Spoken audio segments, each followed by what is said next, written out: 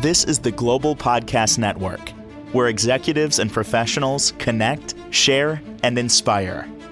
Stay tuned for the conversations that drive success.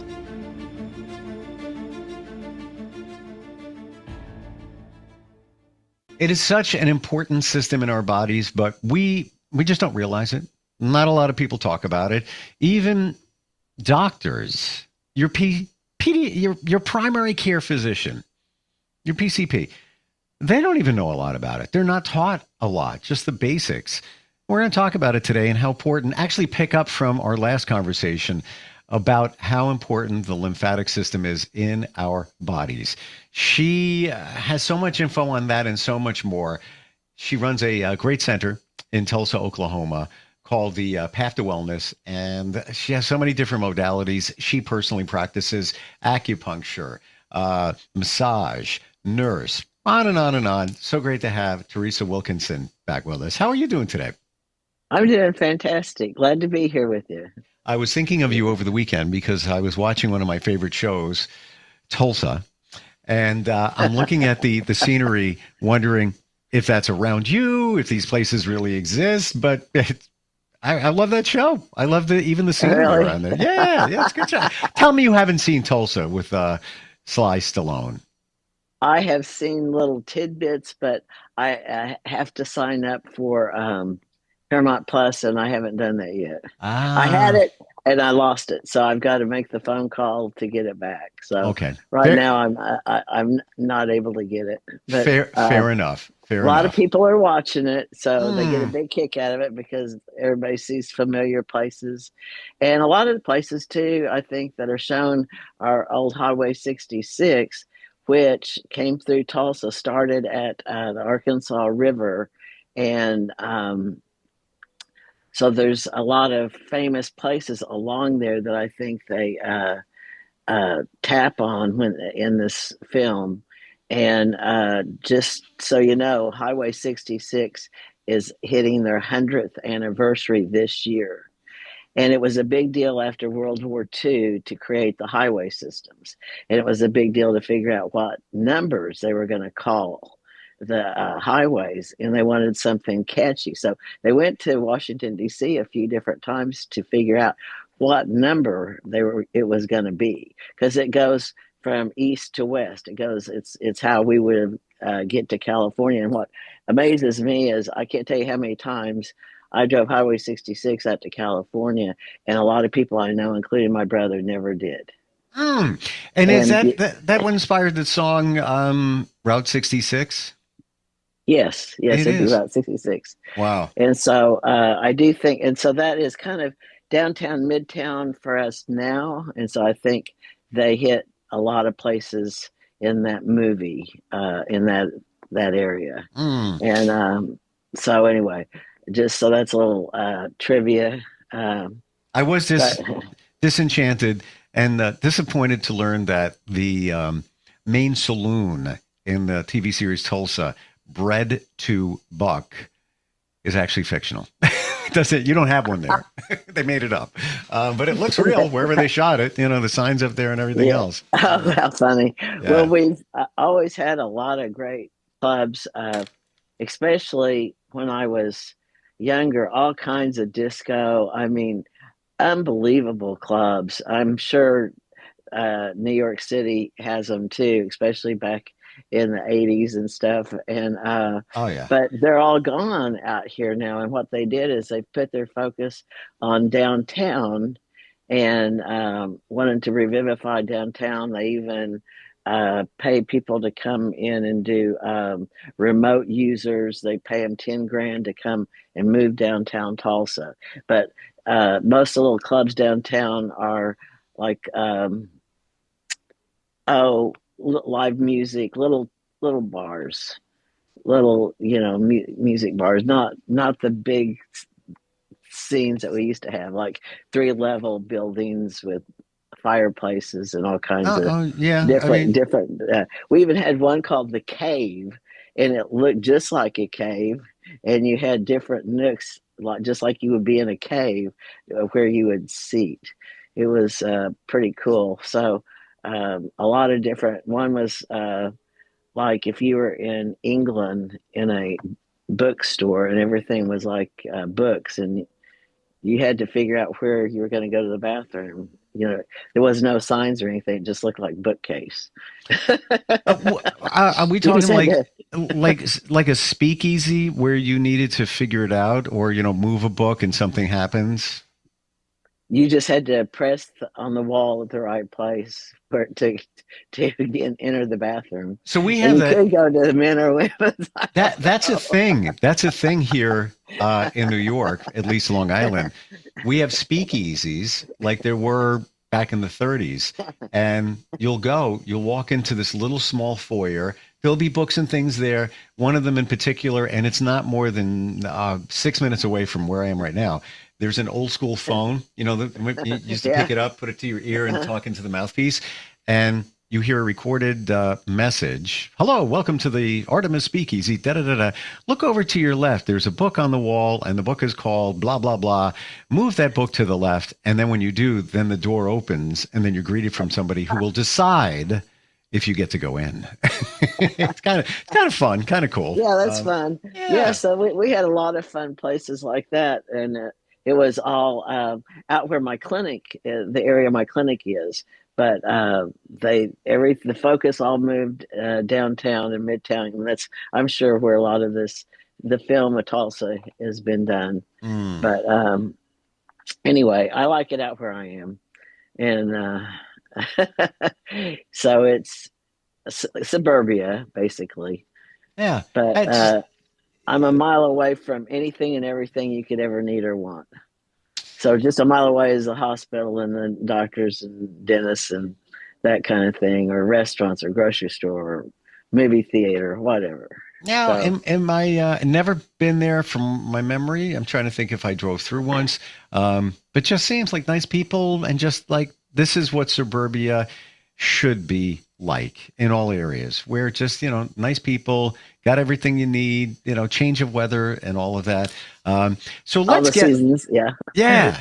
So let's dig back into the lymphatic system from where we left off, and Okay. maybe a quick recap for people just tuning in. They have no idea what All that right. is in their Okay. body. So why we went into the lymphatic system is we provide lymphatic massage. And we are one of the main ones listed in Tulsa for that. So we get a lot of it, a lot of requests for it. Mostly where it seems to play in is post operative. A lot of people do uh, surgeries where they're cosmetic surgeries. Uh, and that's where, whether it be the neck and face, whether it be liposuction around the belly, there for a while it was real big, the BBLs, where the Brazilian butt lift. Hmm. It's kind Hmm. of fade. It's kind of fading out now, but it Yeah. was really big, and they have to have a lot of lymphatic work after those surgeries because of what is done to them, and then any kind of surgery really, as far as abdominal, you name it, because they've cut into you, and so you've got to work out that soreness and swelling from surgery. So I get a lot of post-surgical patients. But I just want to make note that there is different kinds of lymphatic uh, drainage type massages, and they're not all the same. And there's maybe 7 different kinds, and of course they're all called um, by somebody's name, and how it is in medicine, they have to name it by their name. But some of that, like you experienced, lymphatic massage that was very light touch. Hmm. It was very tender and light strokes, and you were pretty amazing. But it was very relaxing for you. It really Now, was. and you were pretty impressed at how something that lightweight could actually make you feel better and everything, and the relaxation. But in some cases, you have to really put pressure and move the fluid out.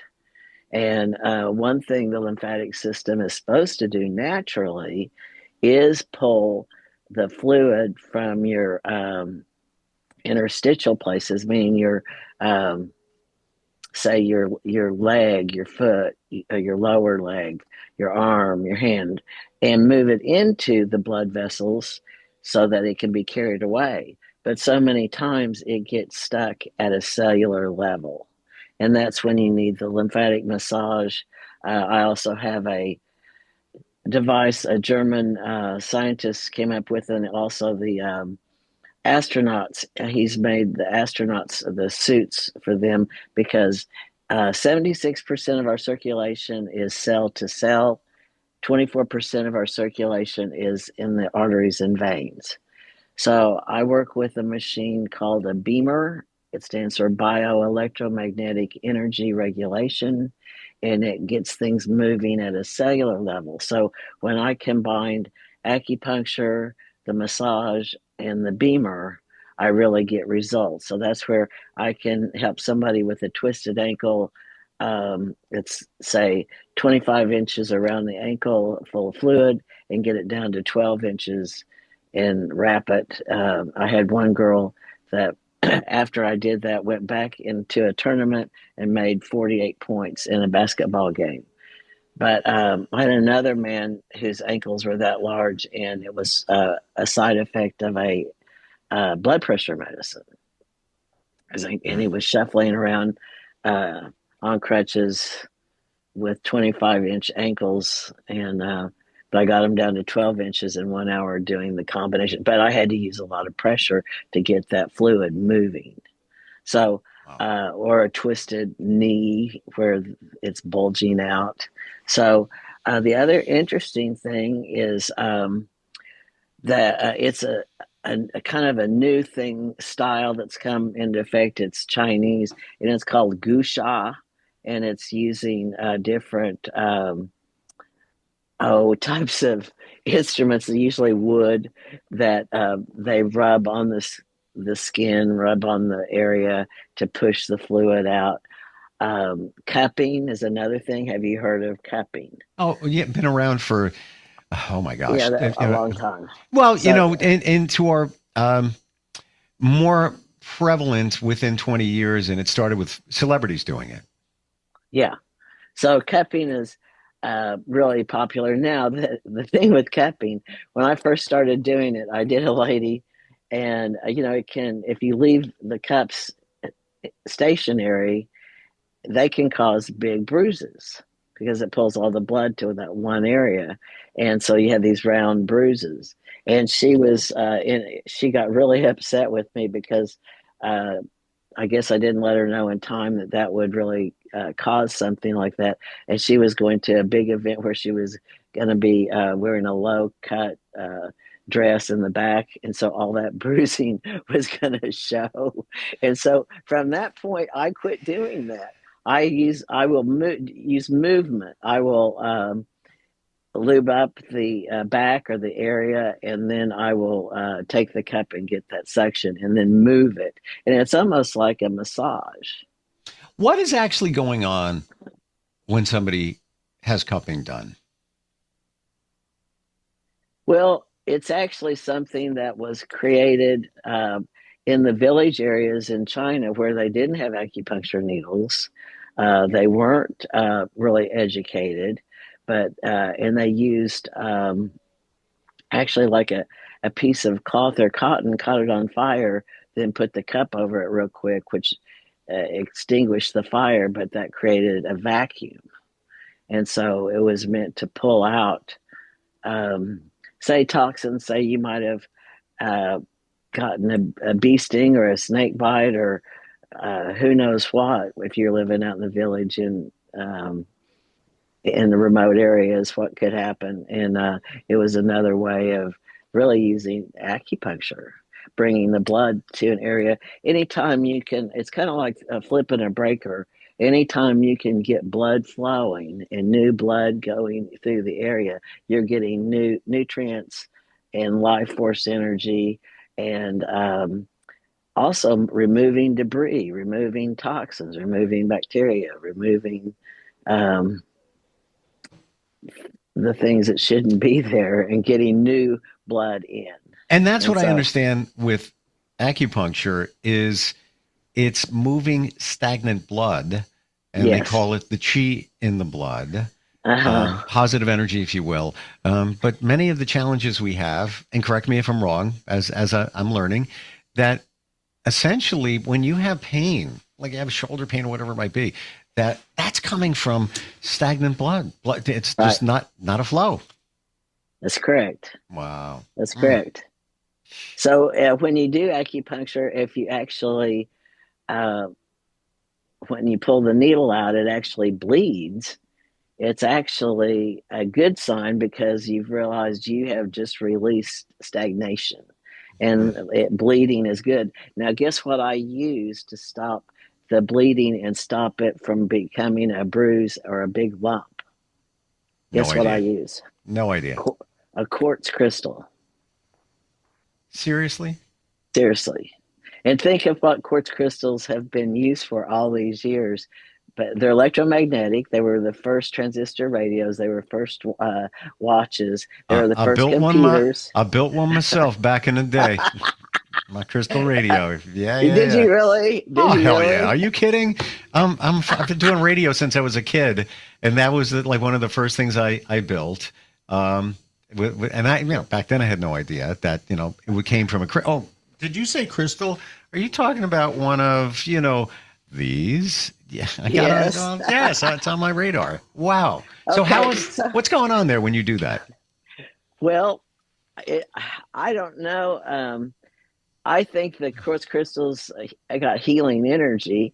It's the same in the mineral rock kingdom. It's almost identical to our uh, molecular electromagnetic structure, and I think it's just one carbon off from us. So it's very close to our human body, and somehow that the electromagnetism, I don't know. It also is cold when it's setting on the counter, and when I pick it up and I put pressure on it with that crystal, it makes the bleeding stop. It keeps it from becoming a big knot in a big bruise, and it Mm. stops the bleeding. Now, my dad had a neighbor. Now, my dad was born in 1925. So let's say in the 30s, he had a neighbor who had a big crystal on his desk, and he had two wires on it, positive, negative, and they went up and looped up to a hook in the ceiling and then hooked to his headphones like you're wearing now. And he had them the wires putty, silly putty or whatever, on the crystal. And that's how he listened to the radio. And if he wanted to change stations, he moved the wires to another spot on that crystal. And Did you and make your crystal like that? Did you make your not radio like not to that degree. I think I bought a kit, but um, what was interesting is that there was no amplifier. It that? Yeah, was, it's just a crystal. and you needed a strong enough station. And we're talking AM radio here, Right. and you put the headphones on, and depending on the strength of the station in your area, it wouldn't be like blasting loud. You'd hear, but it was amazing that no battery needed either. I know it. I know it. I just love that story. It I just is. love that story. Now you're bringing back memories. Like I totally forgot about the crystal radio. And I forgot, now that I know about crystals as an adult, I never connected it to that crystal radio that I made when I was a kid. Oh, really? No, not at all. I never made that connection until now. Let me ask you, the reasons crystals work for us in a positive way, is it because we are made up of crystals? We're just like one carbon off from the crystal as far as our molecular structure. It's like the closest in the mineral kingdom to our body. Wow. Now, there's a male and female crystal, and the one that comes to a point is the male. The one that has a kind of a slide side on it is a female. And so on with people, I have hand crystals that I put the female in the left hand and the male in the right hand. A lot of people like to hold the crystals when they get the acupuncture treatment. I had And so, no idea. so they're kind of getting charged while they're laying there. My gosh, They like that. I did learn something here, and I have crystals everywhere around here. Somebody was in my car the other day, and like, what's that in your console? That green like bag you got there? And I was like, oh, those are my crystals. You know, I carry them around. Male, female crystals? What? Yeah, there's male, female crystals. Yes, just like us. I had no idea. So learn something new. Well, going back to the blood, George Washington died of bloodletting. So back in the day, back in the Middle Ages, they used bloodletting. It was very, very common. So even George Washington Day. So he had been out in the field checking the cherry trees, and it rained on him when he was out there. And when he came in, he had guests. Well, back then everything was horse and buggy, so it took a long time to travel from A to B. So when you had guests come in, you knew that they had been traveling a long time. He didn't take the time to go change his wet clothes. And he was really an outdoorsman. He does not look like the guy on our dollar bill with the wig. He had long hair. He was kind of more like a hippie woodsman guy. He did jungle warfare for our Revolutionary War. He had to against the British Army. Are you kidding? With just a handful of guys that had hardly boots or a jacket. Anyway, wow. He studied the woods why we won that war, but he was a pretty tough guy. So anyway, he didn't think anything about not changing his clothes and being there with his guests and having dinner, and he didn't want to take the time away. And turns out he ended up catching a cold flu. And so the next day he woke up sick. And they bled him out for that, but they bled him too much. Oh, gosh. And he actually bled to death. Oh my gosh. So that's how George Washington left us. But he was an extraordinary guy. And he gave pep talks to the troops at nighttime. He would just maybe do a little 5-minute pep talk, but he had to keep them engaged because the weather, they weren't properly, had uniforms, they weren't properly dressed, they had, they were small in numbers, and to keep them engaged to really want to go against the British, which that army was very, the largest army in the world. So, I mean, it was quite something to keep people encouraged. It was an 8-year war, so it went on and on. So he really was special. We're out of time. I'm telling you right now, I am going to Google tonight and learn more about him. I cannot believe that that's how he left us. Well, I believe it, but I'm in awe of him, his life, and the things that you're saying. Like, my gosh. Wow. Yeah, there's some documentaries on him, which are really cool. I think I might have seen it on Netflix or something, but it wasn't on Paramount Plus. I know that. Well, anyway, so we've got more to go. There's a lot more about what the lymphatic system does, and it also connects to the histamine system. And there's so much about histamines. Oh, and I would. So many symptoms and things that we have that are misdiagnosed. Like you say, doctors aren't that aware, and people get overloaded, and anything in excess goes to its opposite. So here the histamines are working, and we don't realize it, but we might be eating food that's high in histamines, like smoked cheese or some kind of smoked meat. And that actually gives us a histamine overload and can cause migraines, sinus problems, hives, you name it. It's just really, so the combination of the lymphatic system with the histamine system and then all the organs connected to the lymphatic system are cool. Fascinating. And here's the crazy part. We all know, the lymph node. You go to the doctor, he checks your glands, that's your lymph nodes, right? We don't think about the lymphatic system. And same thing with the histamines. What do we know about that? The antihistamine that you take, for cold and flu and things like that. That's as far as anybody, I believe, the average person knows. So we'll dig into that next time. TulsaPath.com is the website. Always great having you on here. I've learned so much, Teresa. Like, amazing. It's so fun, isn't it? Yeah, it really is. And this is our bodies. We should know. He was our first president. We should know more about him. Thank you for today. Stay warm, okay? Okay. This is the Global Podcast Network, where executives and professionals connect, share, and inspire. Stay tuned for the conversations that drive success.